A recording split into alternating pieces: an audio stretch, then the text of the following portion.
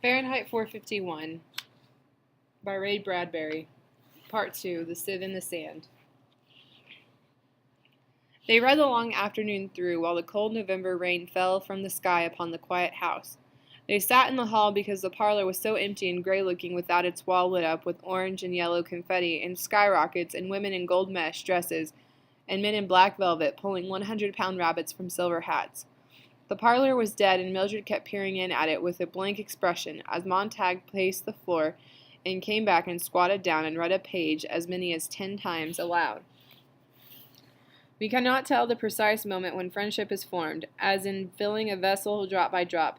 There is at last a drop which makes it run over, so in a series of kindnesses there is at last one which makes the heart run over. Montag sat listening to the rain. Is that what it was in the girl next door? I've tried so hard to figure. She's dead. Let's talk about someone alive, for goodness sake. Montag did not look back at his wife as he went trembling along the hall to the kitchen, where he stood a long time watching the rain hit the windows, before he came back down the hall in the gray light, waiting for the tremble to subside. He opened another book. That favorite subject, myself. He squinted at the wall. That favorite subject, myself. I understand that one, said Mildred. But Clarice's favorite subject wasn't herself. It was everyone else and me. She was the first person in a good many years I've really liked. She was the first person I can remember who looked straight at me as if I counted. He lifted the 2 books. These men have been dead a long time, but I know their words point one way or another to Clarice.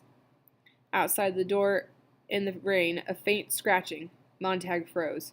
He saw Mildred thrust herself back to the wall and gasp. Someone, the door. Why doesn't the door voice tell us I shut it off? Under the door sill, a slow, probing sniff. An exhalation of electric steam. Mildred laughed. It's only a dog, that's what. You want me to shoo him away? Stay where you are. Silence. The cold rain falling, and the smell of blue electricity blowing under the locked door. Let's get back to work, said Montag quietly. Mildred kicked at a book. Books aren't people. You read and I look all around, but there isn't anybody. He stared at the parlor that was dead and gray as the waters of an ocean that might teem with life if they switched on the electric rain. Now, said Mildred, my family is people. They tell me things. I laugh, they laugh.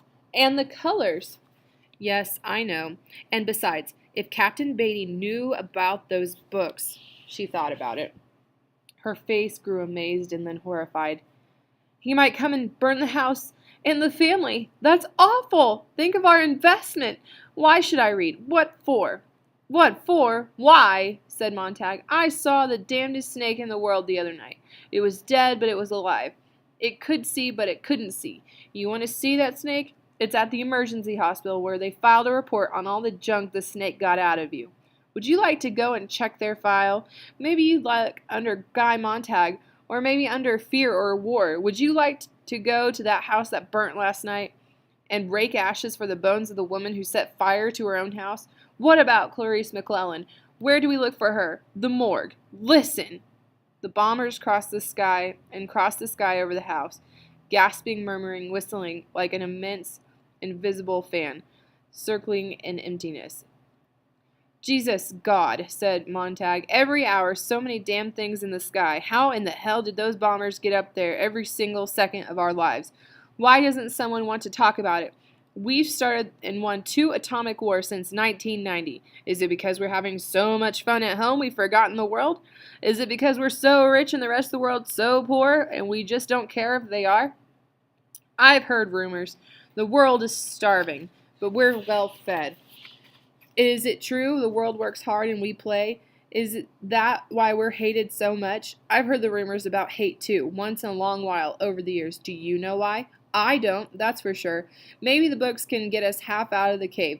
They might stop us from making the same damn insane mistakes. I don't hear those idiot bastards in your parlor talking about it. God, Millie, don't you see? An hour a day, 2 hours with these books, and maybe... The telephone rang. Mildred snatched the phone. Anne, she laughed. Yes, the white clown's on tonight. Montag walked to the kitchen and threw the book down. Montag, he said, you really are stupid. Where do we go from here? Do we turn the books in? Forget it? He opened the book to read over Mildred's laughter. Poor Millie, he thought. Poor Montag. It's mud to you, too. But where do you get help? Where do you find a teacher this late? Hold on. He shut his eyes. Yes, of course. Again he found himself thinking of the Green Park a year ago. The thought had been with him many times recently, but now he remembered how it was that day in the city park when he had seen the old man in the black suit hiding something quickly in his coat. The old man leapt up as if to run, and Montag said, Wait! So remember, he's thinking back, he's got his memory, so now that's where we are. We are thinking back a year ago to when Montag met this guy. I haven't done anything, cried the old man, trembling. No one said you did. They had sat in the green, soft light without saying a word for a moment, and then Montag talked about the weather, and then the old man responded with a pale voice. It was a strange, quiet meeting.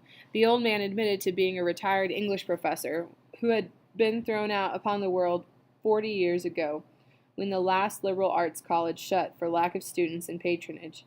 His name was Faber, and when he finally lost his fear of Montag, he talked in a cadenced voice, looking at the sky and the trees in the Green Park. When an hour had passed, he said something to Montag, and Montag sensed it was a rhymeless poem. Then the old man grew even more courageous and said something else, and that was a poem too.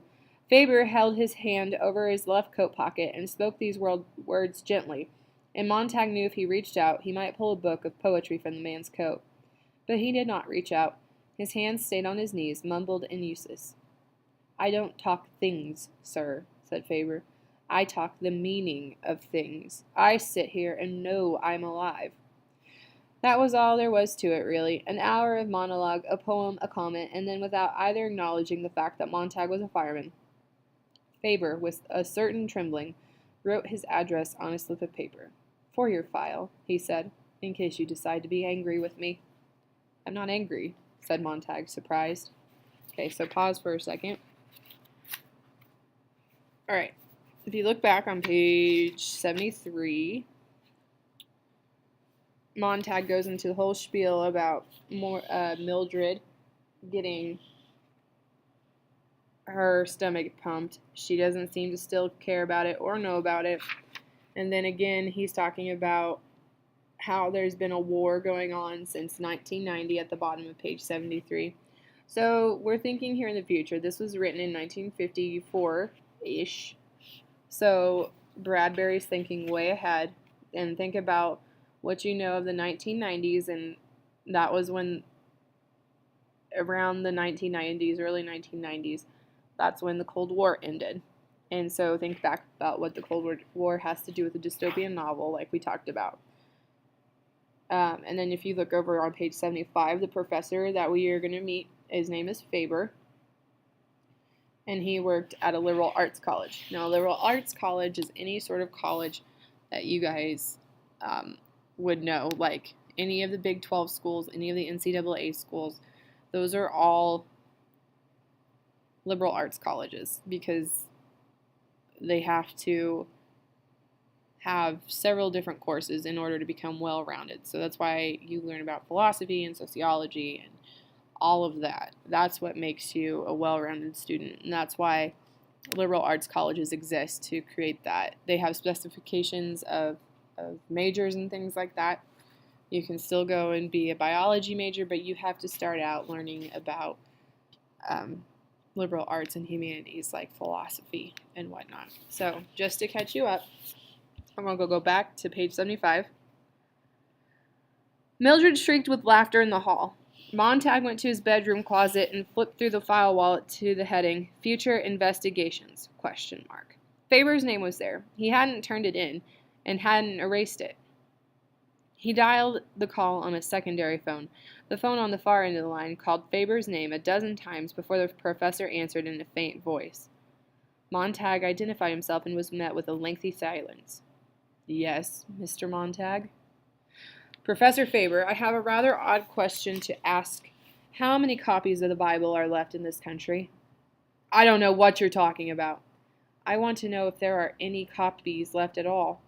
This is some sort of trap. I can't talk to just anyone on the phone. How many copies of Shakespeare and Plato? None. You know as well as I do. None. Faber hung up. Montag put the phone down. None? A thing he knew, of course, from the firehouse listings, but somehow he had wanted to hear it from Faber himself.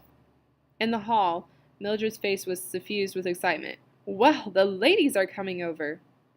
Montag showed her a book. This is the Old and New Testament, and don't start at that again. It might be the last copy in this part of the world. You've got to hand it back tonight, don't you? Captain Beatty knows you've got it, doesn't he? I don't think he knows which book I stole, but how do I choose a substitute? Do I turn in Mr. Jefferson, Mr. Thoreau? Which is least valuable? If I pick a substitute and Beatty does know which book I stole, he'll guess we've got an entire library here.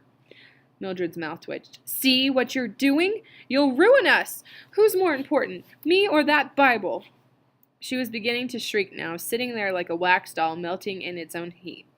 He could hear Beatty's voice. Sit down, Montag, watch. Delicately, like the petals of a flower, like the first page, like the second page. Each becomes a black butterfly. Beautiful, eh?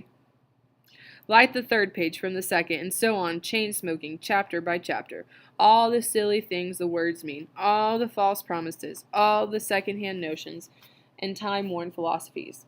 There sat Beatty, perspiring gently, the floor littered with swarms of black moths that had died in a single storm. Mildred stopped screaming as quickly as she started. Montag was not listening. There's only one thing to do, he said. Sometime before tonight, when I give the book to Beatty, I've got to have a duplicate made. You'll be here for the White Clown tonight, and the ladies coming over? Cried Mildred. Montag stopped at the door with his back turned. Millie? A silence. What? Millie? Does the White Clown love you? No answer. Millie, does... He licked his lips. Does your family love you? Love you very much? Love you with all their heart and soul? Millie? He felt her blinking slowly at the back of his neck. Why'd you ask a silly question like that? He felt as if he wanted to cry, but nothing would happen to his eyes or his mouth. If you see that dog outside, said Mildred, give him a kick for me. He hesitated, listening at the door. He opened it and stepped out. The rain had stopped, and the sun was setting in a clear sky. The street and the lawn and the porch were empty. He let his breath go in a great sigh, and he slammed the door. So think about what dog was actually at their door and why the hound would be there. So why would the hound be at the Beatty's, or not the Beatty's, the Montag store? He was on the subway. I'm numb, he thought. When did the numbness begin in my face? In my body? The night I kicked the pill bottle in the dark? Like kicking a buried mine? The numbness will go away, he thought. It'll take some time, but I'll do it. Or Faber will do it for me. Someone, somewhere, will give me back the old face and the old hands and the way they were. Even the smile, he thought, the old burnt-in smile. That's gone. I'm lost without it. The subway fled past him, cream-tiled jet black, cream-tiled jet black, numerals and darkness, more darkness, the total adding itself. Once as a child, he sat upon a yellow dune by the sea in the middle of a blue and hot summer day, trying to fill a sieve with the sand. Okay, if you don't know what a sieve is, think of a colander, like you know that you drain things with, and that's what a sieve is. Because some cruel cousin had said, fill this sieve and you'll get a dime. And the faster that he poured, the faster it sifted through the hot whispering. His hands were tired and sand was boiling, the sieve was empty. Seated there in the midst of July without a sound, he felt the tears move down his cheeks. Now, as the vacuum underground rushed him through the dead cellars of town, jolting him, he remembered the terrible logic of that sieve, and he looked down and saw that he was carrying the Bible open. There were people in the suction train, but he held the book in his hands, and the silly thought came to him. If you read fast and read all, maybe some of the sand will stay in the sieve.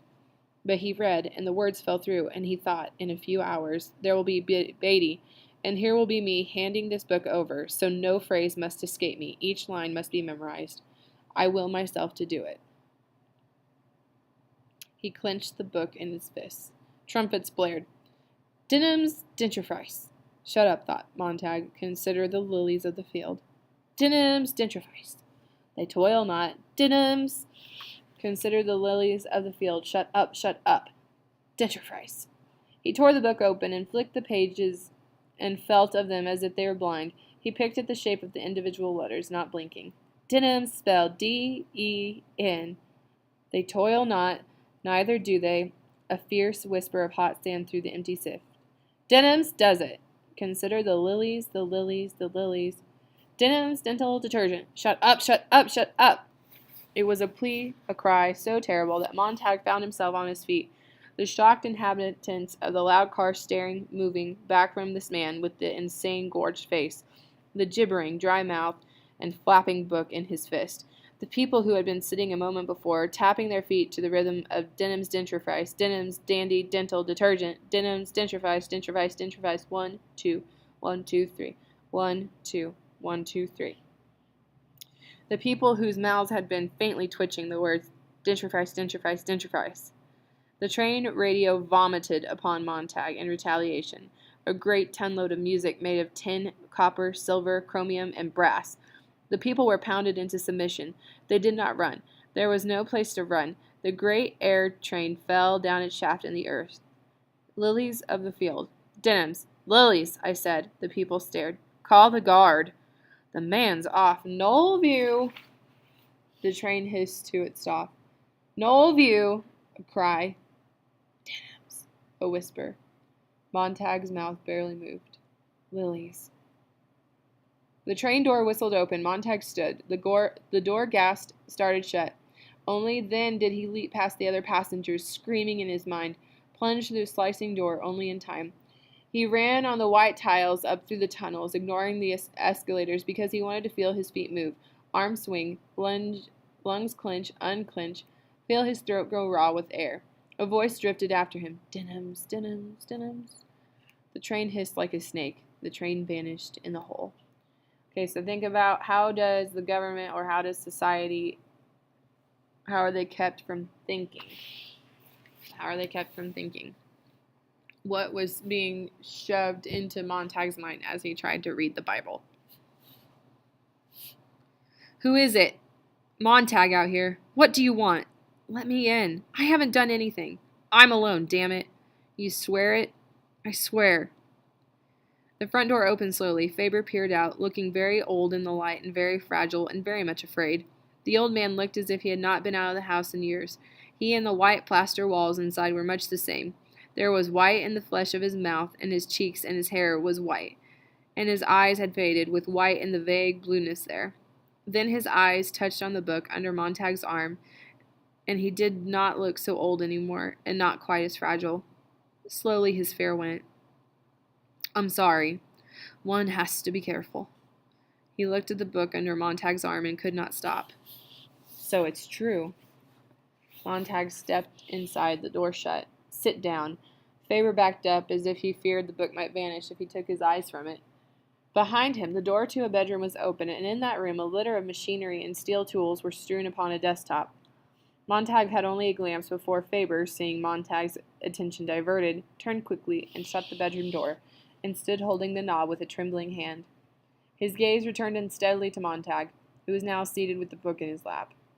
The book? Where did you... I stole it. Faber, for the first time, raised his eyes and looked directly into Montag's face. You're brave. No, said Montag. My wife's dying.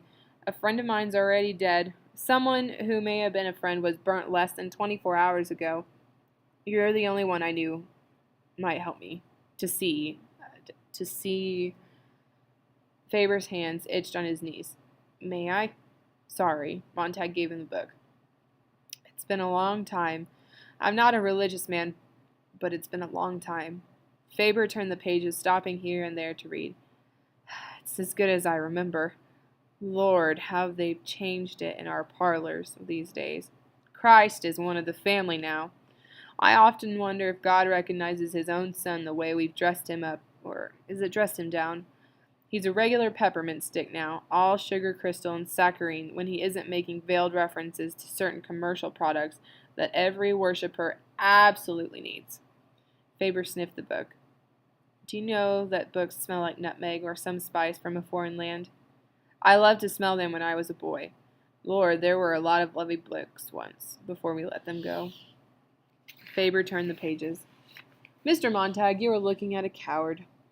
I saw the way things were going a long time back. I said nothing. I'm one of the innocents who could have spoken up and out when no one would listen to the guilty. But I did not speak and thus became guilty myself. And when finally they set the structure to burn the books, using the firemen, I grunted a few times and subsided. For there were no others grunting or yelling with me by then. Now it's too late. Faber closed the Bible. Well, suppose you tell me why you came here. Nobody listens anymore. I can't talk to the walls because they're yelling at me. I can't talk to my wife. She listens to the walls. I just want someone to hear what I have to say, and maybe if I talk long enough, it'll make sense. And I want you to teach me to understand what I read. Faber examined Montag's thin, blue-jowled face. How did you get shaken up? What knocked the torch out of your hands? I don't know. We have everything we need to be happy, but we aren't happy. Something's missing. I looked around. The only thing I positively knew was gone was the books I'd burned in 10 or 12 years. So I thought the books might help. You're a hopeless romantic, said Faber. It would be funny if it were not serious. It's not books you need, it's some of the things that once were in books. The same things could be put in the parlor families today. The same infinite detail and awareness could be projected through the radios, the televisors, but they are not. No, it's not books at all you're looking for. Take it where you can find it. In old phonograph records, old motion pictures, and in old friends. Look for it in nature and look for it in yourself. Books were only one type of receptacle where we stored a lot of things we were afraid we might forget. There is nothing magical in them at all. The magic is only in what books say, and how they stitch the patches of the universe together into one garment for us. Of course you couldn't know this. Of course you still can't understand what I mean when I say all this. You're intuitively right. That's what counts. 3 things are missing. Number 1, do you know why books such as this are so important? Because they have quality. And what does the word quality mean? To me, it means texture. This book has pores. It has features. This book can go under the microscope. You'd find life under the glass streaming past an infinite profusion. The more pores, the more truthfully recorded details of life per square inch you can get on a sheet of paper, the more literary you are. That's my definition anyway. Telling detail, fresh detail.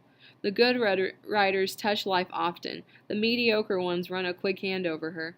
The bad ones rape her and leave her for the flies. So now do you see why books are hated and feared? They show the pores in this face of life. The comfortable way people want only wax-moon faces, poreless, hairless, expressionless.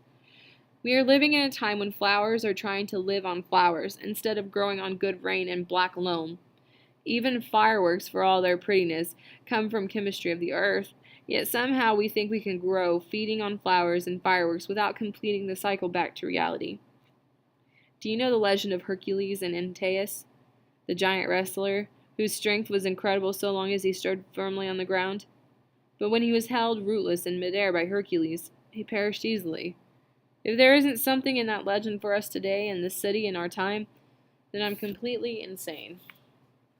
Well, there we have the first thing I said we need. Quality. Texture of information. And the second, leisure.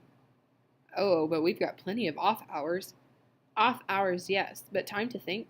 If you're not driving 100 miles an hour at a clip where you can't think of anything but the danger, then you're playing some game or sitting in some room where you can't argue with the 4-wall televisor.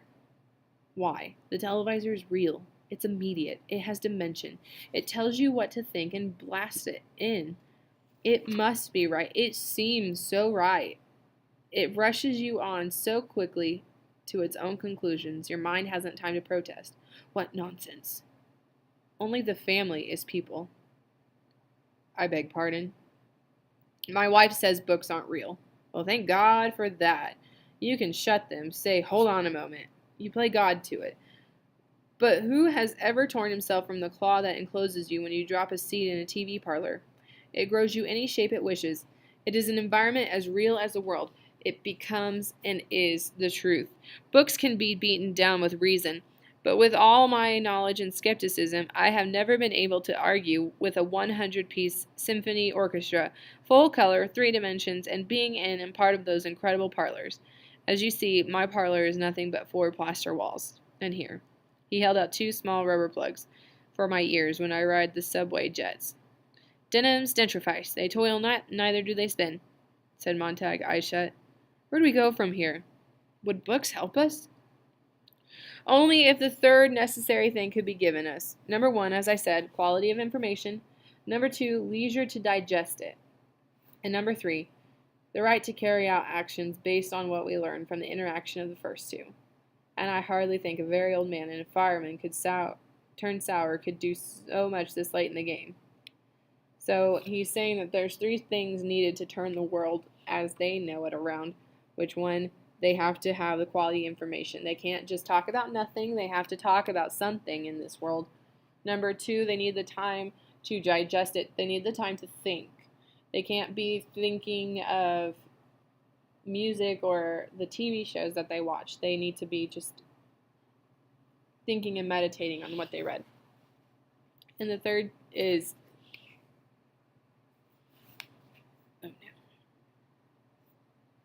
the ability to act out the other 2. Because if they don't have that, then, which is what they're not allowed to do. They're not allowed to think or question anything in life. So what Faber's saying is they need that time to react, to ask questions based on what they've read. So back to 85. I can get books. You're running a risk. That's the good part of dying. When you've nothing to lose, you run any risk you want. There, you've said an interesting thing, laughed Faber, without having read it. Are things like that in books? But it came off the top of my head. All the better. You didn't fancy it up for me or anyone, even yourself. Montag leaned forward. This afternoon, I thought that if I turned out that books were worthwhile, we might get a press and print some extra copies. We? You and I. Oh, no. Faber sat up. But let me tell you my plan. If you insist on telling me, I must ask you to leave. But aren't you interested? Not if you start talking the sort of talk that might get me burnt for my trouble.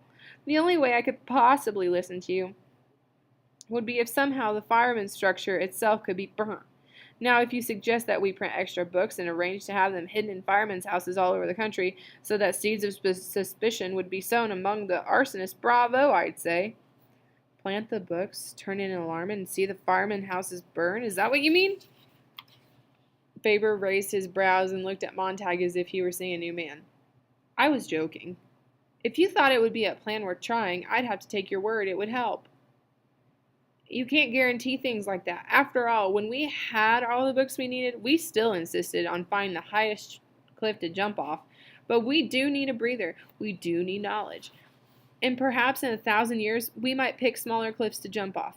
The books are to remind us what asses and fools we are. They're Caesar's Praetorian Guard, whispering as the parade roars down the avenue. Remember, Caesar, thou art mortal. Most of us can't rush around, talk to everyone, know all the cities of the world. We haven't time, money, or that many friends. The things you're looking for, Montag, are in the world, but the only way the average chap will ever see 99% of them is in a book. Don't ask for guarantees, and don't look to be saved in any one thing, person, machine, or library. Do your own bit of saving, and if you drown, at least die knowing you were headed for shore. Faber got up and began to pace the room. Well? Asked Montag. You're absolutely serious? Absolutely. It's an insidious plan, if I do say so myself. Faber glanced nervously at his bedroom door. To see the firehouses burn across the land, destroyed as hotbeds of treason. The salamander devours its tail. Oh, God. I've a list of firemen's residences everywhere, with some sort of underground... You can't trust people. That's the dirty part. You and I, and who else will set the fires? Aren't there professors like yourself, former writers, historians, linguists, dead or ancient? The older the better, they'll go unnoticed. Dozens, admit it. Oh, there are many actors alone who haven't acted Pirandello or Shaw or Shakespeare for years because their plays are too aware of the world. We could use their anger And we could use the honest rage of those historians who haven't written in a line in 40 years. True, we might form classes in thinking and reading. Yes, but that would just nibble the edges. The whole culture's shot through. The skeleton needs melting and reshaping. Good God, it isn't as simple as just picking up a book you laid down half a century ago. Remember, firemen are rarely necessary. The public stopped itself reading of its own accord. You firemen provided a circus now and then at which buildings are set off and crowds gather for pretty blaze. But it's a simple sideshow, indeed, and hardly necessary to keep things in line. So few want to be rebels anymore. And out of those few, most like myself, scare easily. Can you dance faster than the White Clown, shout louder than Mr. Gimmick, and parlor families? If you can, you'll win your way, Montag. In any event, you're a fool. People are having fun. Committing suicide, murdering! A bomber flight had been moving east all the time they talked, and only now did the two men stop and listen, feel the great jet sound tremble inside themselves. Patience, Montag. Let the war turn off the families. Our civilization is flinging itself to pieces. Stand back from the centrifuge. There has to be someone ready when it blows up. What? Men quoting Milton, saying, I remember Sophocles, reminding the survivors that man has his good side too? They will only gather up their stones to hurl at each other. Montag, go home. Go to bed. Why waste your final hours racing about your cage denying you're a squirrel? Then you don't care anymore? I care so much I'm sick. And you won't help me? Good night, good night. Montag's hands picked up the Bible. He saw what his hands had done and looked surprised. Would you like to own this? Faber said, I'd give my right arm. Montag stood there and waited for the next thing to happen. His hands by themselves, like two men working together, began to rip the pages from the book. The hands tore the flyleaf and the first and then the second page. Idiot! What are you doing? Faber sprang up as if he had been struck. He fell against Montag. Montag warded him off and let his hands continue. 6 more pages fell to the floor. He picked them up and wadded the paper under Faber's gaze. Don't! Oh, don't! Said the old man. Who can stop me? I'm a fireman. I can burn you. The old man stood looking at him. You wouldn't. I could. The book. Don't tear it anymore. Faber sank into the chair, his face very white, his mouth trembling. Don't make me feel any more tired. What do you want? I need you to teach me. All right, all right. Montag put the book down. He began to unwad the crumpled paper and flatten it out as the old man watched tiredly. Faber shook his head as if he were waking up. Montag, have you any money? Some. $400-500. Why? Bring it. I know a man who printed our college paper half a century ago. That was the year I came to class at the start of the new semester and found only one student signed up for drama from Ocelus to O'Neill. You see how like a beautiful statue of ice it was, melting in the sun. No one wanted them back. No one missed them. And then the government, seeing how advantageous it was to have people reading only about passionate lips and the fist in the stomach, circled the situation with your fire eaters. So Montag, there's this unemployed printer. We might start a few books and wait on the war to break in the pattern and give up the push we need. A few bombs, and the families in the walls of the houses, like harlequin rats, will shut up. In the silence our stage whisper might carry. They both stood looking at the book on the table. I've tried to remember, said Montag, but hell, it's gone when I turn my head. God, how I want something to say to the captain. He's read enough so he has all the answers, or he seems to have. His voice is like butter. I'm afraid he'll talk me back the way I was. Only a week ago, pumping a kerosene hose, I thought, God, what fun! The old man nodded. Those who don't build must burn. It's as old as history, and juvenile delinquents. So that's what I am? There's some of it in all of us. Montag moved toward the front door. Can you help me in any way tonight with the fire, Captain? I need an umbrella to keep off the rain. I'm so damned afraid I'll drown if he gets me again. The old man said nothing, but glanced once more, nervously at his bedroom. Montag caught the glance. Well?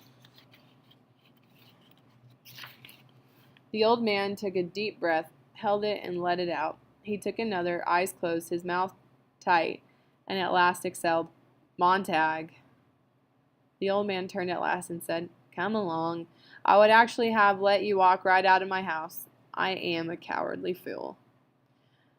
Faber opened the bedroom door and let Montag into a small chamber where he stood at a table upon which a number of metal tools lay among the welter of microscopic wire hairs, tiny coils, bobbins, and crystals. "What's this?" asked Montag. "Proof of my terrible cowardice. I've lived alone so many years, throwing images on walls with my imagination, fiddling with my electronics. Radio submission has been my hobby. My cowardice is of such a passion, complementing the revolutionary spirit that lives in its shadow. I was forced to design this." He picked up a small green metal object no larger than a .22 bullet. "I paid for this." "How?" "Playing the stock market, of course. The last refuge in the world for the dangerous intellectual out of a job. Well, I played the market and built all this, and I've waited, trembling, half a lifetime for someone to speak to me.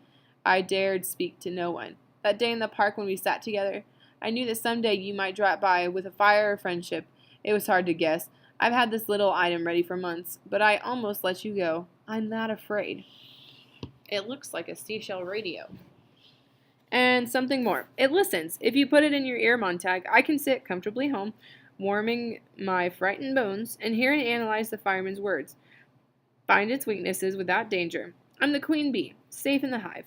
You will be the drone, the traveling ear.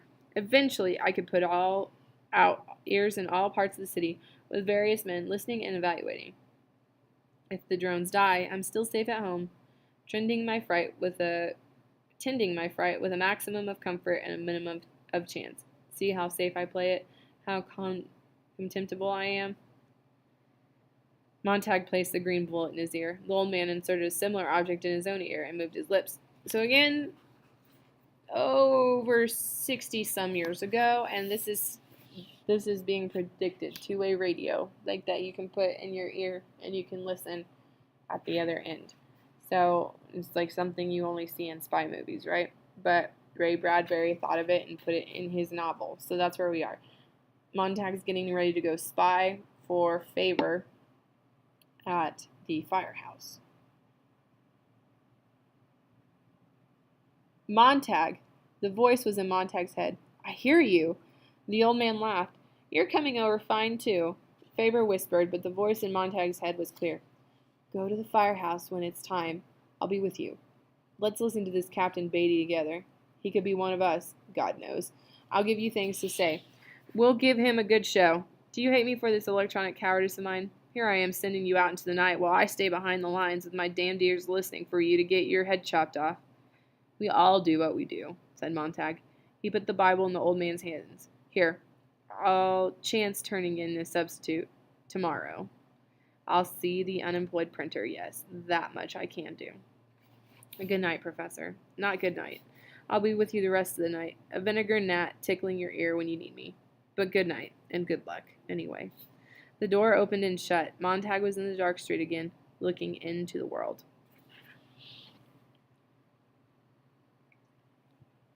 You could feel the war getting ready in the sky that night. The way the clouds moved aside and came back, the way the stars looked, a million of them swimming between the clouds, like the enemy disk, and the feeling that the sky might fall upon the city and turn it to chalk dust. The moon go up in red fire. That was how the night felt. Montag walked from the subway with the money in his pocket. He had visited the bank, which was open all night, every night, with robot tellers in attendance. And as he walked, he was listening to the seashell radio in one ear. "We have mobilized 1,000,000 men. Quick victory is ours if the war comes." Music floated over the voice quickly, and it was gone. 10,000,000 men mobilized?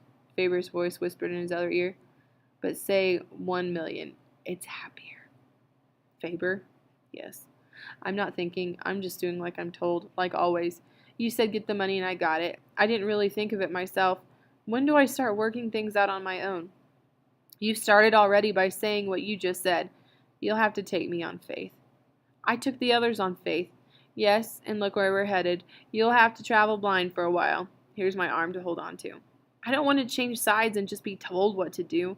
There's no reason to change if I do that." "You're wise already." Montag felt his feet moving him on the sidewalk towards his house. "Keep talking." "Would you like me to read?" "I'll read so you can remember. I go to bed only 5 hours a night. Nothing to do. So if you like, I'll read you to sleep nights. They say you retain knowledge even when you're sleeping if someone whispers it in your ear. Yes. Here. Far away across town, the faintest whisper of a turned page. The Book of Job. The moon rose in the sky as Montag walked, his lips moving just a trifle. He was eating a light supper at 9 in the evening when the front door cried out in the hall, and Mildred ran from the parlor like a native fleeing an eruption of Vesuvius. Mrs. Phelps and Mrs. Bowles came through the front door and vanished into the volcano's mouth with martinis in their hands. Montag stopped eating. They were like a monstrous crystal chandelier tinkling in 1,000 chimes. He saw their Cheshire cat smiles burning through the walls of the house, and now they were screaming at each other above the din. Montag found himself at the parlor door with his food still in his mouth. Doesn't everyone look nice? Nice. You look fine, Millie. Fine. Everyone looks swell. Swell. Montag stood watching them. Patience, whispered Faber. I shouldn't be here, whispered Montag, almost to himself. I should be on my way back to you with the money. Tomorrow's time enough. Careful. Isn't this show wonderful? Cried Mildred. Wonderful! On one wall, a woman smiled and drank orange juice simultaneously. How does she do both at once? Thought Montag insanely.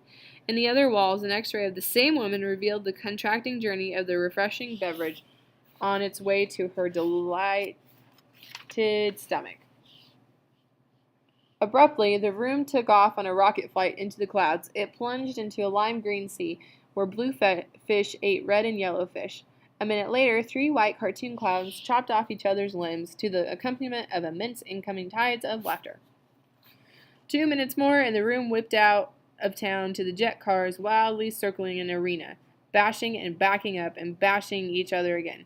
Montag saw a number of bodies flying in the air. So this is on TV, or this is on the walls. So this is what Millie and her friends are watching for entertainment. Millie, did you see that? I saw it. I saw it. Montag reached inside the parlor wall and pulled the main switch. The images drained away as if the water had been let from a gigantic crystal bowl of hysterical fish. The 3 women turned slowly and looked with unconcealed irritation and then dislike at Montag. When do you suppose the war will start? He said. I noticed your husbands aren't here tonight. Oh, they come and go, said Mrs. Phelps. In again, out again, Finnegan. The army called Pete yesterday. He'll be back next week. The army said so. Quick war, 48 hours, they said, and everyone home. That's what the army said. Quick war. Pete was called yesterday, and they said he'd be next week. Quick. The women fidgeted and looked nervously at the empty mud-colored walls. I'm not worried, said Mrs. Phelps. I'll let Pete do all the worrying. She giggled. I'll let old Pete do all the worrying. Not me. I'm not worried. Yes, said Millie. Let old Pete do the worrying. It's always someone else's husband dies, they say. I've heard that too. I've never known any dead men killed in a war. Killed jumping off buildings? Yes, like Gloria's husband last week. But from wars? No. Not from wars, said Mrs. Phelps. Anyway, Pete and I always said, no tears, nothing like that. It's our 3rd marriage each, and we're independent. Be independent, we always said. He said, if I get killed off, you just go right ahead and don't cry. But we get married again, and don't think of me. That reminds me, said Mildred. Did you see that Clara Dove 5-minute romance last night in your wall? Well, it was all about this woman who... Montag said nothing, but stood looking at the women's faces as he once looked at the faces of saints in the strange church he had entered when he was a child. The faces of those enameled creatures meant nothing to him, though he talked to them and stood in that church for a long time, trying to be of that religion, trying to know what the religion was, trying to get enough of the raw incense and special dust of the place into his lungs and thus into his blood to feel touched and concerned by the meaning of the colorful men and women with the porcelain eyes and the blood ruby lips. But there was nothing. It was a stroll, though. Another store, and his currency strange and unusable there, and his passion cold even when he touched the wood and plaster and clay. So it was now, in his own parlor, with these women twisting in their chairs under his gaze, lighting cigarettes, blowing smoke, touching their sun-fired hair, and examining their blazing fingernails as if they'd caught fire from his look.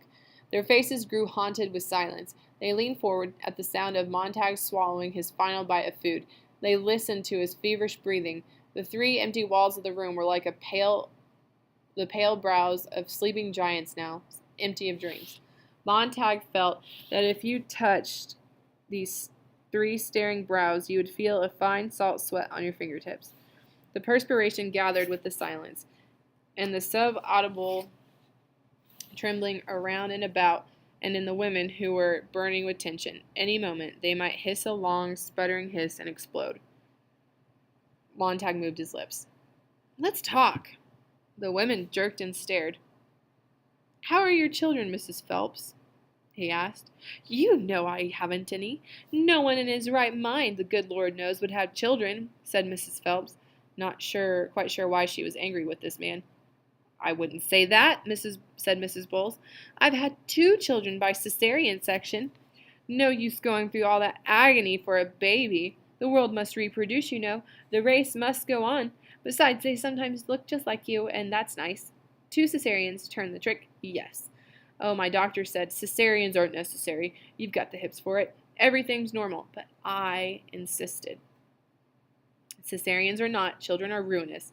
You're out of your mind," said Mrs. Phelps. "I plunk the children in school 9 days out of 10. I put up with them when they come home 3 days a month. It's not that bad at all. You heave them into the parlor and turn on the switch. It's like washing clothes. Stuff laundry in and slam the lid," Mrs. Bowles tittered.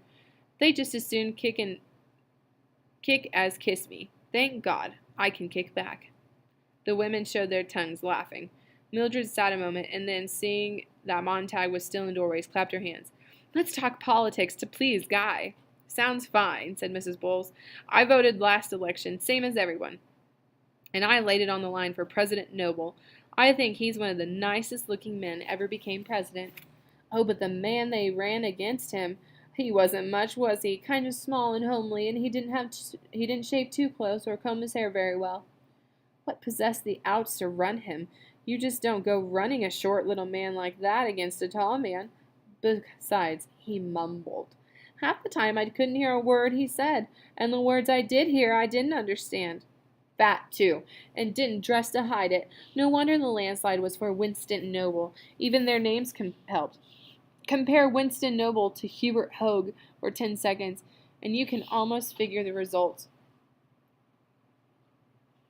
"Damn it," cried Montag. "What do you know about Hogue and Noble?" "Why, they were right in that parlor wall not 6 months ago. One was always picking his nose. It drove me wild." "Well, Mr. Montag," said Mrs. Phelps, "do you want us to vote for a man like that?" Mildred beamed. "You just run away from the door, Guy, and don't make us nervous." But Montag was gone and back in a moment with a book in his hand. "Guy! Damn it all, damn it all, damn it! What have you got there? Isn't that a book? I thought that all special training these days was done by film." Mrs. Phelps blinked. "You're reading up on fireman theory?" "Theory, hell," said Montag. "It's poetry." "Montag," a whisper. "Leave me alone." Montag felt himself turning in a great circle and buzz and hum. "Montag, hold on. Don't. Did you hear them? Did you hear these monsters talking about monsters? Oh, God, the way they jabber about people and their own children themselves, and the way they talk about their husbands, and the way they talk about the war. Damn it, I stand here and I can't believe it." "I didn't say a single word about any war, I'll have you know," said Mrs. Phelps. "As for poetry, I hate it," said Mrs. Bowles. "Have you ever heard anything?" "Montag!" Faber's voice scraped away at him. "You'll ruin everything. Shut up, you fool." All 3 women were on their feet. "Sit down!" They sat. "I'm going home," quavered Mrs. Bowles. Montag, please, in the name of God, what are you up to?" pleaded Faber. "Why don't you just read us one of those poems from your little book?" Mrs. Phelps nodded. "I think that'd be very interesting." "That's not right," wailed Mrs. Bowles. "We can't do that." "Well, look at Mr. Montag. He wants to. I know he does. And if we listen nice, Mr. Montag will be happy, and then maybe we can go on and do something else." She glanced nervously at the long emptiness of the walls enclosing them. "Montag, go through with this, and I'll cut off. I'll leave." The beadle jabbed his ear. "What good is this? What'll you prove?" "Scare the hell out of him, that's what. Scare the living daylights out." Mildred looked at the empty air. "Now, Guy, just who are you talking to?"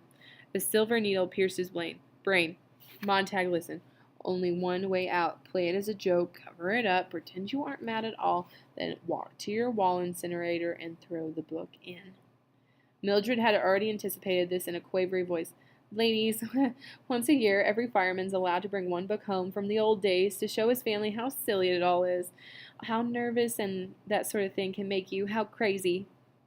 Guy's surprise tonight is to read you one sample to show how mixed up things were, so none of us will ever have to bother our little old heads about that junk again. Isn't that right, darling? He crushed the book in his fist. Say yes. His mouth moved like Faber's. Yes. Mildred snatched the book with a laugh. Here, read this one. No, I take it back. Here's the real funny one you read aloud today. Ladies, you won't understand a word. It goes umpty-tumpty-ump. Go ahead, Guy. That page, dear. He looked at the open page. A fly stirred its wings softly in his ear. Read. What's the title, dear? Dover Beach. His mouth was numb. Now read in a nice, clear voice and go slow. The room was blazing hot.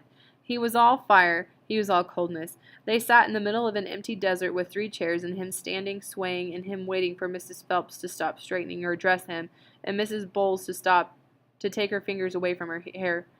Then he began to read in a low, stumbling voice that grew firmer as he progressed from line to line, and his voice went out across the desert, into the whiteness, and around the 3 sitting women there in the great hot emptiness. The sea of faith was once too at the full, the round earth's shore, lay like the folds of a bright girdle furled. Now I only hear its melancholy long withdrawing roar, retreating to the breath of the night wind down the vast edges, drear and naked shingles of the world. The chairs creaked out under the 3 women. Montag finished it out. Ah, love, let us be true to one another for the world, which seems to lie before us like a land of dreams, so various, so beautiful, so new, hath really neither joy nor love nor light, nor certitude, nor peace, nor help for pain, and we are here as on a darkling plain, swept with confusion alarms of struggle and flight, where ignorant armies clash by night. Mrs. Phelps was crying. The others, in the middle of the desert, watched her crying grow so very loud as her face squeezed itself out of shape. They sat, not touching her, bewildered with her display. She sobbed uncontrollably. Montag himself was stunned and shaken. Shh, you're all right, said Mildred.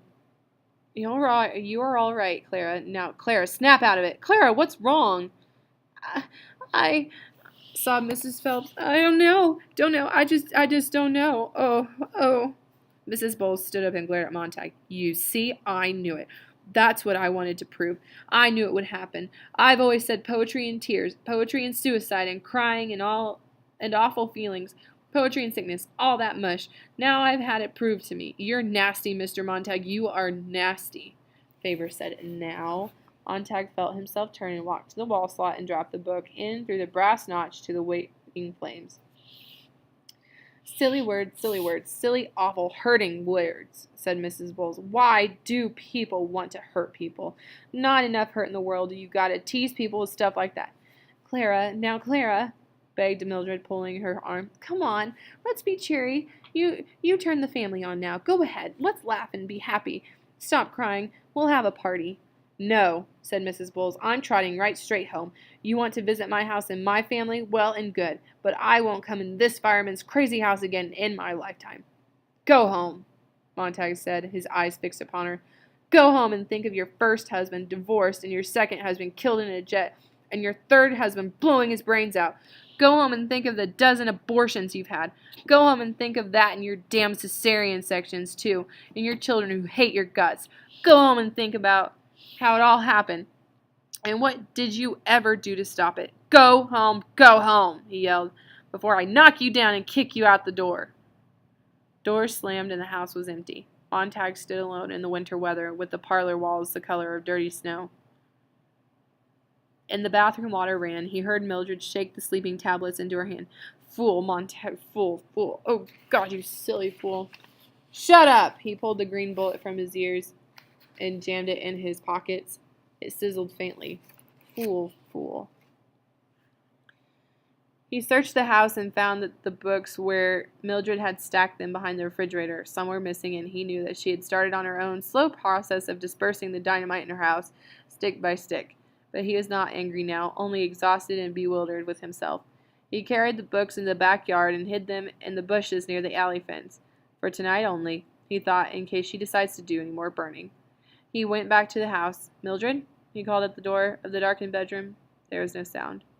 Outside, crossing the lawn on his way to work, he tried not to see how completely dark and deserted Clarice McClellan's house was. So we're going to pause.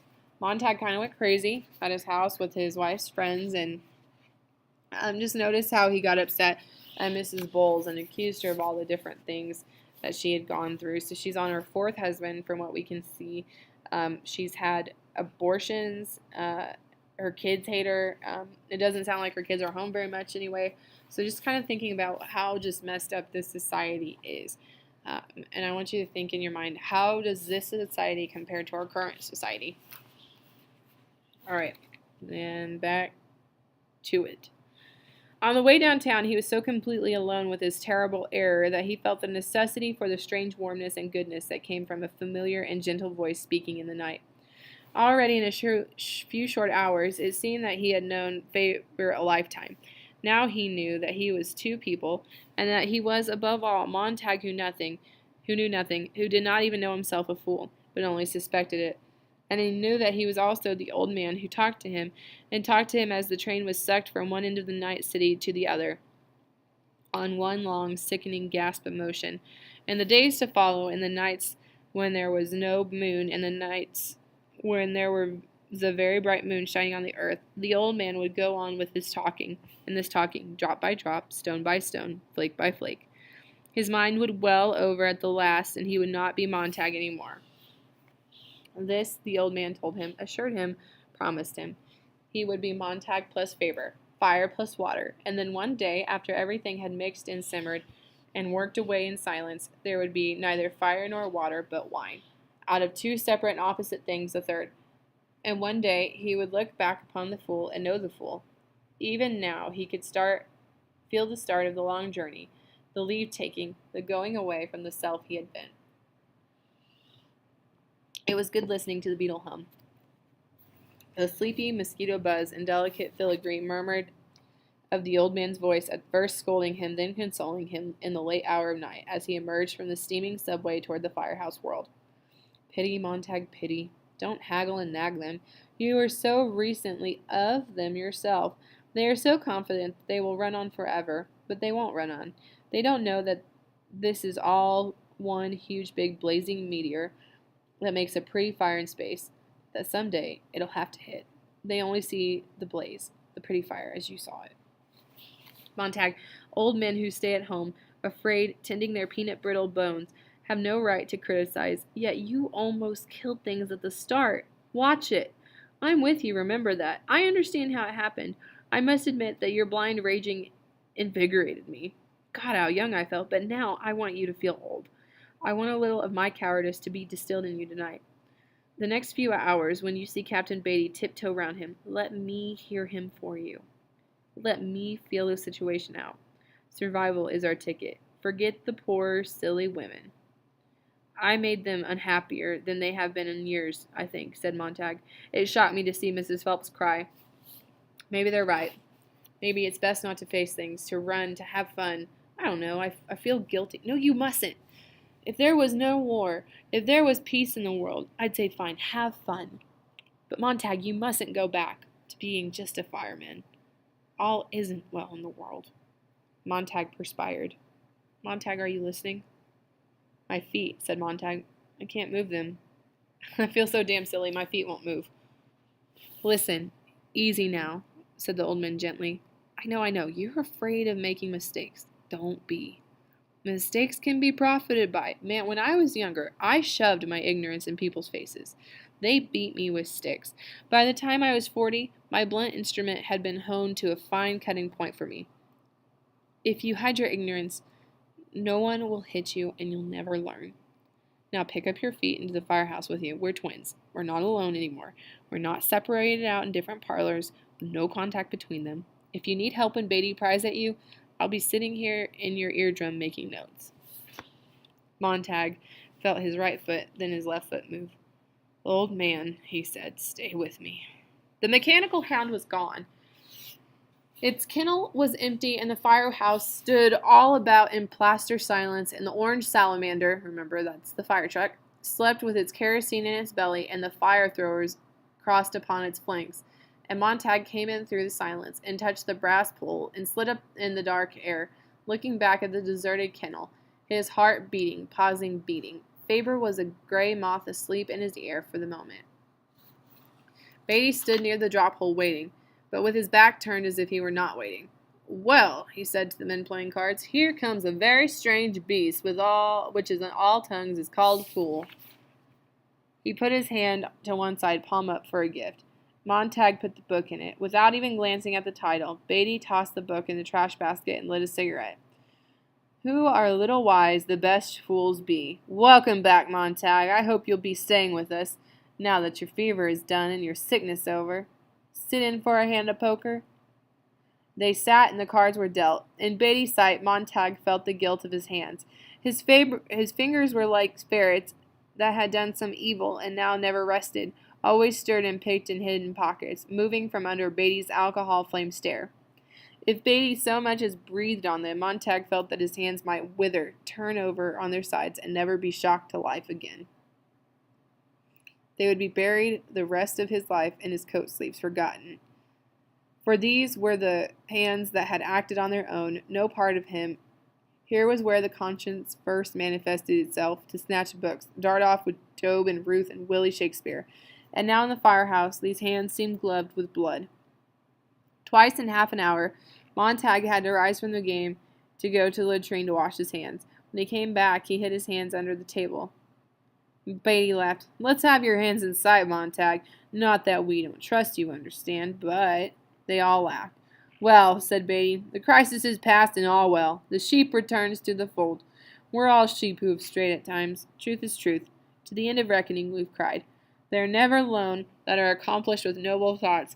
We shouted ourselves, sweet food of sweetly uttered knowledge. Sir Philip Sidney said that. But on the other hand, words are like leaves, and where they most abound, much fruit of sense beneath is rarely found. Alexander Pope. What do you think of that, Montag? I don't know.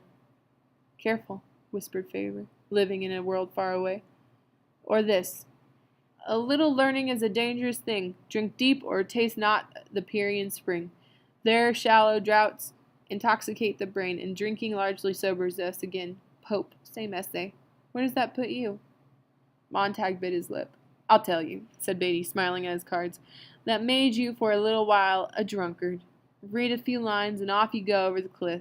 Bang! You're ready to blow up the world. Chop off heads. Knock down women and children. Destroy authority. I know. I've been through it all. I'm all right, said Montag nervously. Stop blushing. I'm not needling, really. I'm not. Do you know I had a dream an hour ago? I lay down for a cat nap, and in this dream, you and I, Montag, got into a furious debate on books. You towered with rage, yelled quotes at me. I calmly parried every thrust. Power, I said, and you, quoting Dr. Johnson, said knowledge is more than equivalent to force. And I said, well, Dr. Johnson also said, dear boy, he is no wise man that will quit a certainty for an uncertainty. Stick with the fireman, Montag. All else is dreary chaos. So he is really trying to needle him or trying to get information out of him. And Beatty is trying to show how smart he is to Montag. But remember, Montag is just listening. He wants Faber to be the one to kind of feel out Beatty and how to best counter Beatty's advances. Don't listen, whispered Faber. He's trying to confuse. He's slippery. Watch out. Beatty chuckled. And you said, quoting, truth will come to light. Murder will not be hid long. And I cried in good humor, oh God, he speaks only of his horse. And the devil can cite scripture for his purpose. And you yelled, this age thinks better of a gilded fool than of a threadbare saint in wisdom's school. And I whispered gently, the dignity of truth is lost, with much protesting. And you screamed, carcasses bleed at the sight of the murderer. And I said, patting your hand, what, do I give you trench mouth? And you shrieked, knowledge is power, and a dwarf on a giant's shoulder seized the farthest of the two. and I summed my side up with rare serenity in the folly of mistaking a metaphor for a proof, a torrent of verbiage for a spring of capital truth, and oneself as an oracle is inborn in us, Mr. Valery once said. Montag's head whirled sickeningly. He felt beaten unmercifully on brow, eyes, nose, lips, chin, on shoulders, on upflailing arms. He wanted to yell, "No, shut up! You're confusing things! Stop it!" Beatty's graceful fingers thrust out to seize his wrist. God, what a pulse! I've got you going, have I, Montag? Jesus God, your pulse sounds like the day after the war.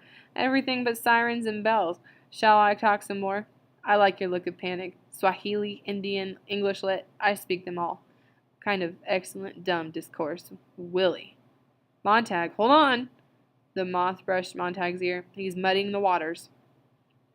Oh, you were scared and silly, said Beatty, for I was doing a terrible thing and using the very books you clung to. So he's still talking about the dream at this point.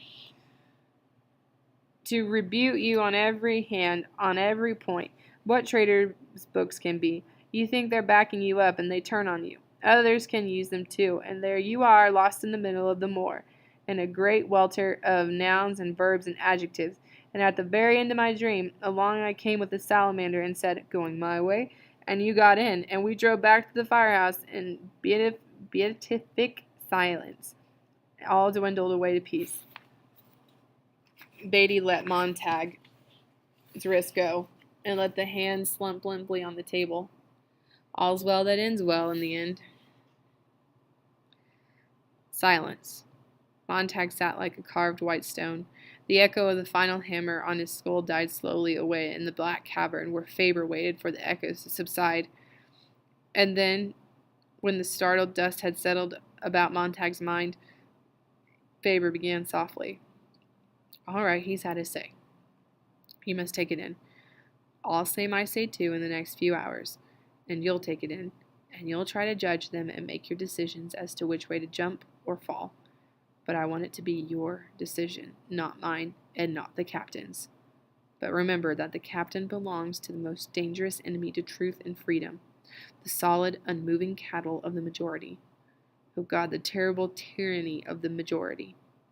We all have our harps to play, and it's up to you to know which ear you'll listen.